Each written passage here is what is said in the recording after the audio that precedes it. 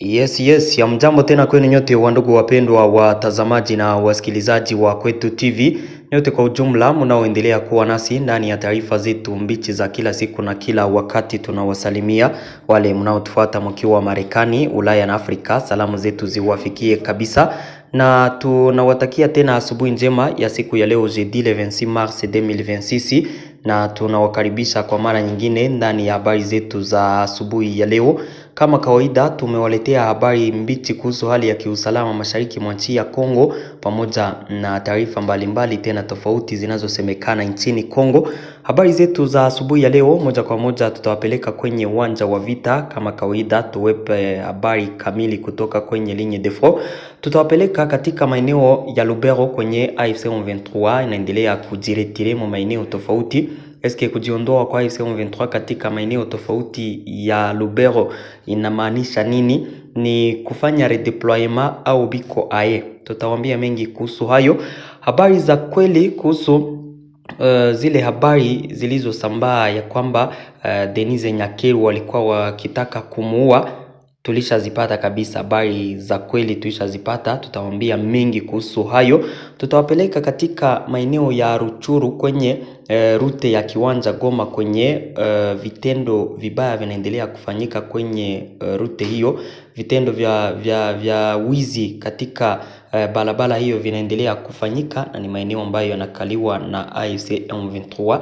Tutawapeleka Lubero kuna moja wa viongozi wa ADF ambaye anaitwa Defender Kasibande mwenye aliuawa na jeshi la FARDC pamoja na wanajeshi wa UPDF mwile operation ya ushujaa. Tutawapeleka kule tuambie ni wapi kwenye zile operation zilifanyika.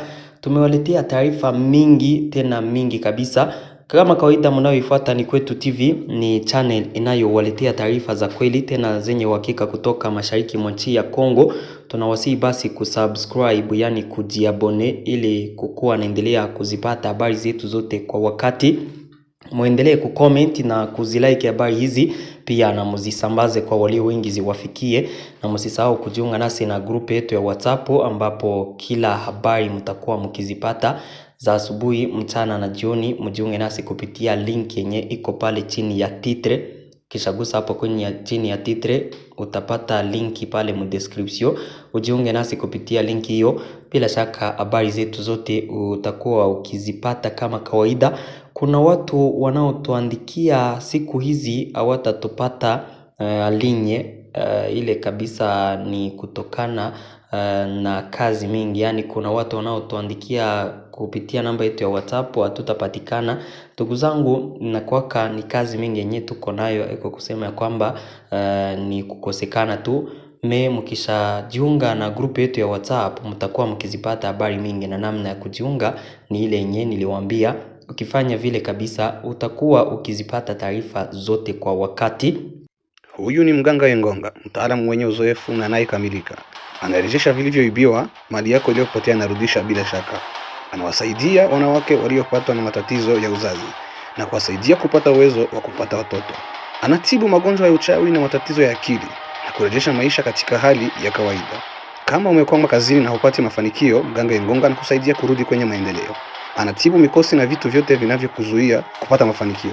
Mwanamke na mwanaume waliotengana, Mganga Yengonga anaunganisha na kurudisha upendo wao.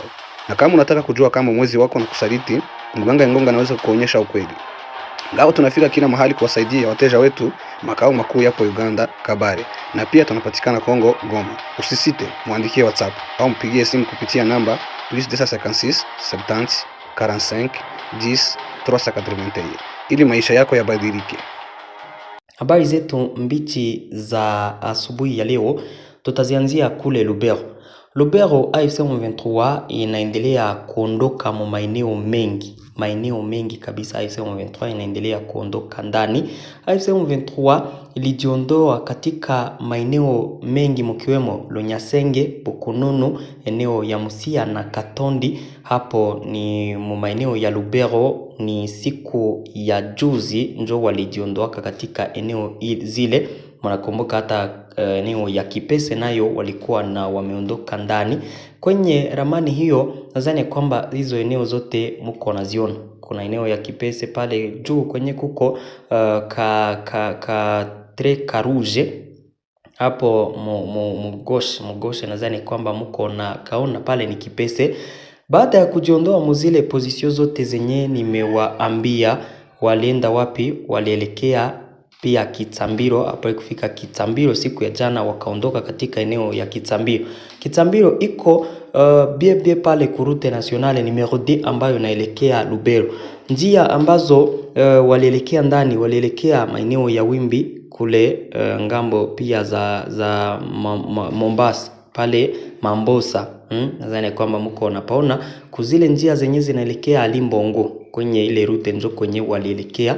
Kinachoonekana katika maeneo haya ya Lubero ni kwamba AFC M23 iko na jiondoa kabisa katika eneo hizo, kwa sababu wako narudia nyuma. Walipotoka kule Kipese walielekea maeneo ya Kitsambiro. Walipofika Kitsambiro nako wakaondoka ndani wakaelekea ngambo za Wimbi kwenye route nationale numero 2 inayoelekea Alimbongo. Asubuhi ya leo kule wajatuambia kwamba kuna zingine eneo ambazo waliondoka ndani. Apre kuondoka katika eneo ya Kitsambiro bado kuna zingine eneo ambazo waliondoka ndani. Waisha ziacha eneo mingi sana kule mweneo ya Lubero, na kuondoka kwao ni kujiretire, kwa sababu tuko na habari ya kwamba wazalendo na FARDC ndani ya siku chache ama hata siku ya leo wanaweza kuzikamata eneo zile. Haiko redeployment. Mnajua redeployment ni ile wakati wanakuwaka na wako na changer ma position. Wanajua vitu kama vile balifanyaka mule maeneo ya Uvira, wakati walikuwaka Uvira na maeneo yanayopatikana pembezoni mwa mji wa Uvira, walifanyaka redeployment. Ikakuwa kama wanajiretireme wakaondoka mopozisio zimoja wakajiinstale mzingine. Lubero ni tofauti na hayo, wako na jiretire, na ni kupitia prosesisi ya accord ya Washington, ile accord de paix, njo wako na jiondoa muzile eneo za Lubero. Donc wako naanza kuondoka mu maeneo tofauti ambayo wanayakalia mu Lubero, na kwingineko wataondoka tu, kwa sababu ile accord de paix walichokikubaliana ni ya kwamba wanapaswa kuondoka nchini Kongo. Mambo mengine yanajadiliwa na wako katika maeneo ya Kongo, na zile operation njo zenye ziko na endelea sasa Lubero njo kwenye walianza kuondoka katika maeneo tofauti. Kama kuna zingine eneo ambazo wataondoka ndani kule Lubero, tutawajulisha kama kawaida. Ile ndio kazi yetu, na kama FARDC na wazalendo wataingia kukamata eneo zile kama ilivyo kuwaka katika mji wa Uvira, nako tutakuja kuwaambia kila kitu. Tuendelee na habari zetu tuwapeleke mu maeneo ya Ituri, mu eneo ya Mambasa. Kulifanywaka operasyon kule le 24, ambapo jeshi la Kongo lilifanikiwaka kumuua mojawapo wa viongozi wa ADF ambaye anaitwa Defender Kasibandi. Ilikuwaka le 24, iko jana ni juzi. Le 24 yule Defender Kasibanda, yeye ambaye ilikuwaka mojawapo ya viongozi wa ADF, aliwawaka maoperasyon ya pamoja FARDC na UPDF katika eneo ya Asangwa, katika maeneo yanayopatikana karibu na riviere ya Lindi, pale kulimiti ya territoire ya Lubero pamoja na Mambasa. FARDC ilitangazaka hayo siku ya jana, ikasema kwamba yule kiongozi Defender Kasibandi alikufaka wakati wa operasyon ya pamoja ya FARDC na UPDF, na wakati walikuwa wakishambulia pozisyon za wale wa ADF katika maeneo yale ya Asangwa, ndipo alikufaka huyu kiongozi na akakufa pamoja na wanajeshi wa 4. FARDC kupitia tangazo lao kutoka kule Ituri wanasema kwamba yule kiongozi wa ADF aliuawa kabisa na FARDC, ikaavance, ikaweza kusonga mbele mpaka ikakamata eneo inayoitwa Muchacha. Muchacha inapatikana pale mu territoire ya Mambasa toujours mu Ituri. Unasikia kwamba FARDC waliweza kuavance après kuneutraliser yule kiongozi wa ADF na wanajeshi wake 4 waliweza hata kurekipere eneo ya Muchacha, na kule kuna viongozi tofauti wa ADF kwa sababu wanaojua kule na wanaotufuata wakiwa katika maeneo ya Ituri tunawasalimia. Kuna anayeitwa Abwakasi ambaye ekipe yake ilianziaka katika maeneo ya Bapere, na baada ya kujiinstale mu maeneo ya Bapere mu ania 2024 wakaelekea ndani ya maeneo ya Bindulu pamoja na Vilulu na eneo za Viamidede.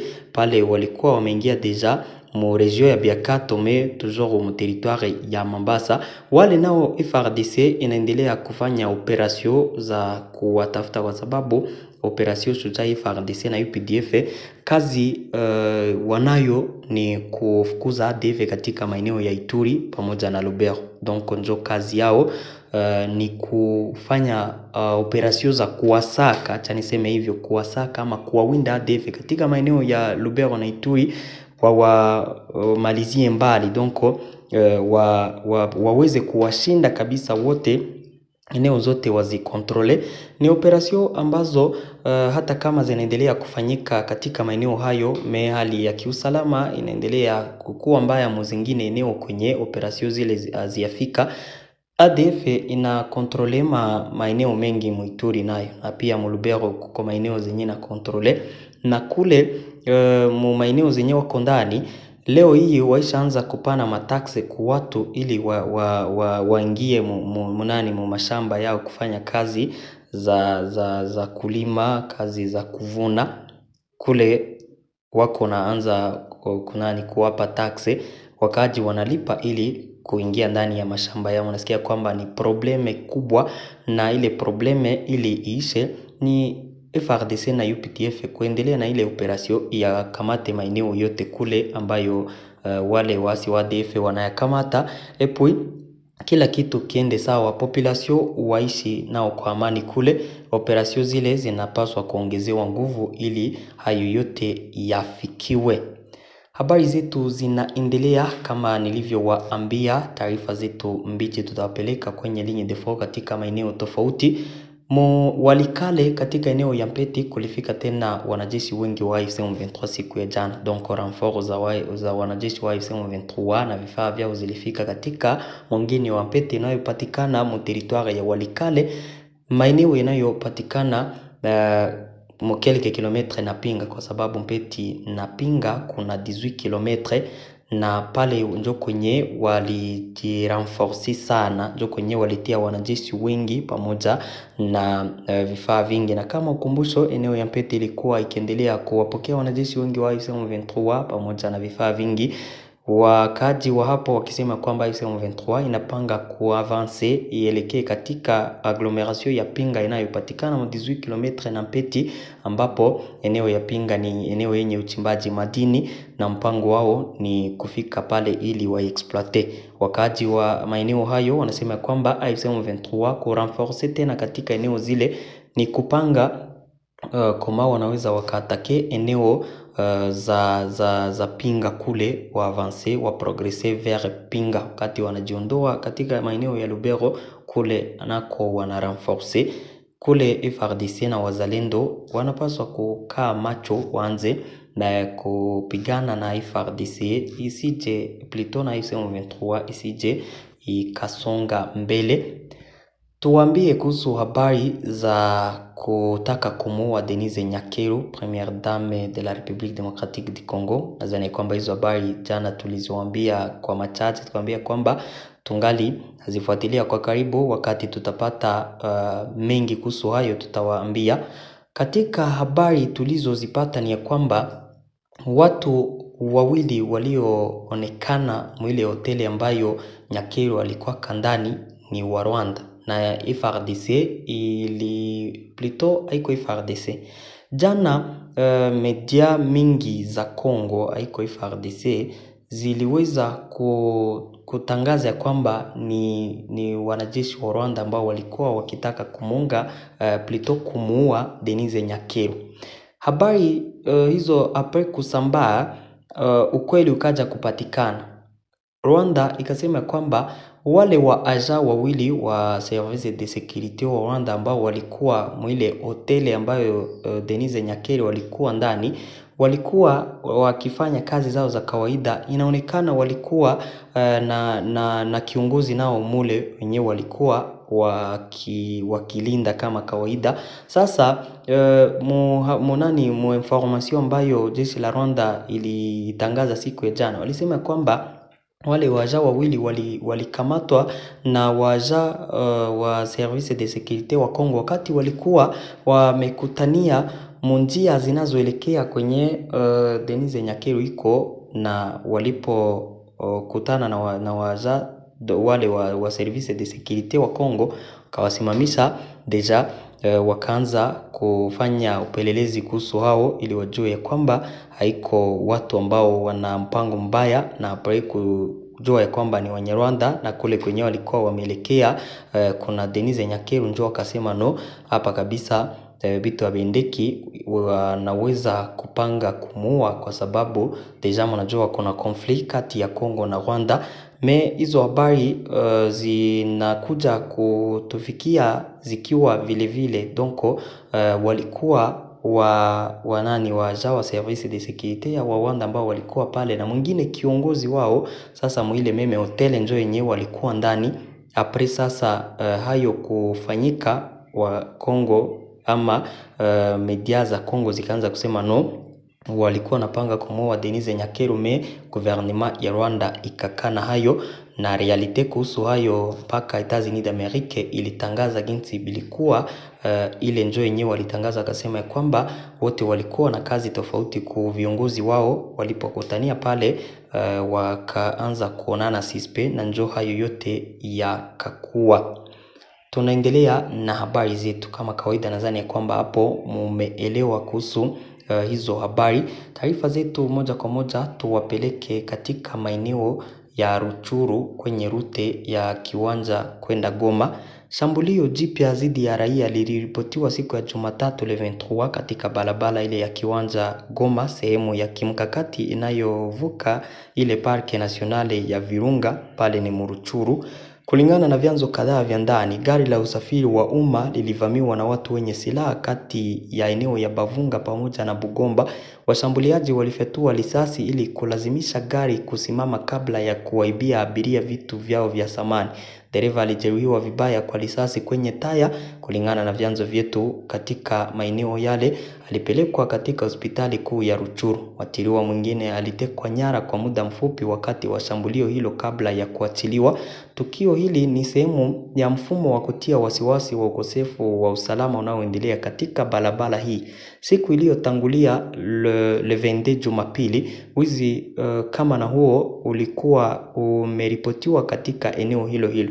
Tukio la kwanza lilitokea karibu na kituo cha Rwindi ambapo watu wenye silaha walinasa fedha zilizokusudiwa kwa walimu katika eneo la Ijwi. Tukio la pili liliwalenga madereva wa teksi za pikipiki na abiria wao katika eneo la Busendo lililoko kati ya Mabenga na PK17 kwenye njia ya kitaifa ya pili. Kuibuka tena kwa mashambulizi kunaonyesha udhaifu wa watumiaji wa barabara hii ambao hata hivyo ni muhimu kwa mabadilishano ya kiuchumi na harakati za wakaaji wa maeneo yale. Na maeneo hayo ambayo hayo yote yako na endelea kuonekana ndani maeneo ambayo yanakaliwa na AFC M23 kwa karibu miaka miwili kama niko nakumbuka. Après AFC M23 kukamata maeneo ya Ruchuru, waliendelea kuavanse na zile eneo walizifikia ndani wakati walikuwa maoperasyon za kwenda Goma, na walizikamata mbele hata waende Goma. Deja miaka miwili inaisha na wanakamata eneo zile. Kunaendelea kuonekana usalama kidogo huko, kukikuwa na wizi wa watu wenye silaha katika eneo hizo. Sasa ifo operasyon kule zinafanyika ili ukweli ujulikane ni wanani ambao walizifanya zile operasyon ama wanaofanya zile operasyon za kuiba watu vitu mwa zile njia, ili kama kunaweza kuwa uchunguzi. Acha niwaambie hivi, kukakuwa uchunguzi M23 yenyewe na kontrole pale nasema hao ndio wenyewe walikuwa wanafanya hivyo, shutuma zozote na kuwanyoshea kidole wanajeshi wa M23 zinaweza zikaisha. Mpaka kwa sasa wakati hawajafanya operasyon zote za uchunguzi, wakamate watu waoneshe ni hawa wakiwa wako na fact zote, kuwanyoshea kidole wasi wa M23 havitaishaka, kwa sababu wao ndio wenyewe wana kontrole eneo zile. Zani kwamba tuko naendana 5 kwa 5. Ndugu zangu, mzengine eneo kama maeneo ya Uvira, kule Uvira, habari tunazo asubuhi ya leo ni kwamba hali ni ya utulivu kufro. M23 toujours ina kontrole eneo ya Sange kudia Luvungi mpaka Katogota na Kamanyola. FARDC nayo inaanzia pale ngambo za Kiliba kurudia Uvira. Wakati kule Mufizi maeneo ya Point Zero kule maisha iko na rejea kuwa ya kawaida. Maeneo ya Point Zero, Mikenge, eneo zote zenye FARDC lizikamataka kule Mufizi muzile operasyon zenye walizifanyaka kuanzia mwezi wa pili.